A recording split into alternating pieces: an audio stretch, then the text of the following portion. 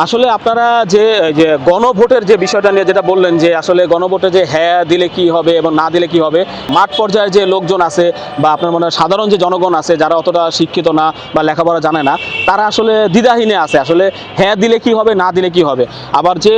এটা তো একটা লেখাপড়া এবং শিক্ষিত মানুষের বিষয় এসে পড়ছে গণভোটটা, কারণ এখানে একটা 4টা পার্ট দিছে, যে ভালো একটু লেখাপড়া জানে সে ওই পার্টগুলো বুঝতে পারবে যে এই অপশনে এই কারণে আমি গণভোট দিব। আর এমনি একটা সাধারণ মানুষ আসলে আমাদের তো এখানে শিক্ষার হার খুব কম, মানে আমাদের যদি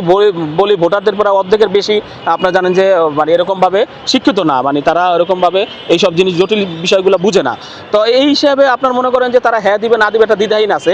আসলে হ্যাঁ ভোটটা সম্পর্কে আমি যে বলবো যে যুগপৎ যে আন্দোলনটা হয়েছিল হাসিনার সময়ে, যে যুগপৎ আন্দোলনে যে শরিক দলগুলো ছিল ওই সময়, জামাত সবাই মিলে যখন এক ছিল, তখন 31 দফা একটা দাবি দেয়া হয় যে রাষ্ট্রের এরকম সংস্কার করবো, আমরা আসলে এরকম এরকম এই কাজগুলো করবো, এটা বিএনপির অধীনে যে জোটটা বা তারা যুগপৎ আন্দোলন এটা বলে। তো এখন এই যে 5ই আগস্টের 24-এর যে গণ অভ্যুত্থান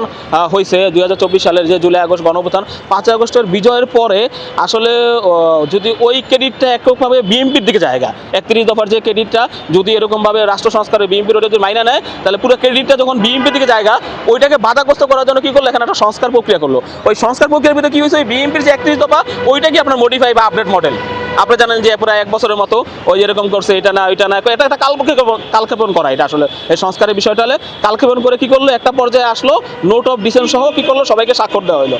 এই সবাইকে স্বাক্ষর দিয়ে আপনারা জানেন যে জুলাই সনদে সবাই স্বাক্ষর করলো, অঙ্গীকারনামা স্বাক্ষর করলো। এই স্বাক্ষরের করার পরে আমার মনে হয় কি ওই পর্যন্তই ঠিক ছিল, যে আমাদের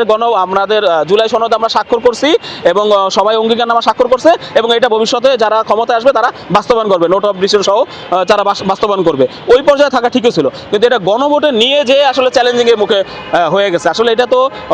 মানে বিজ্ঞ লোকদের মানে এই বিষয়টা, যে যারা উচ্চশিক্ষিত সমাজের বা যারা সংবিধান বুঝে ভালো, তারাই আসলে এটা সম্পর্কে রায় দিতে পারে। কিন্তু এটাকে যখন আপনি একবারে মাঠ পর্যায়ে নিয়ে গেছেন, তার মানে এখানে সবাই রায় দিবে, এটা কে হ্যাঁ না বুঝে রায় দিয়ে দিবে যে কোনো একটা, এটা আসলে একটা রিস্ক দিয়ে ফেলাই দিছে। কিন্তু আমি যেটা বলবো, অন্ততপক্ষে আমাদের যা জুলাই আগস্টের যে একটা স্বপ্ন ছিল যে একটা পরিবর্তিত বাংলাদেশ, ওই জায়গাতে হ্যাঁ ভোটটার দিকে আমরা ঝুঁকবো।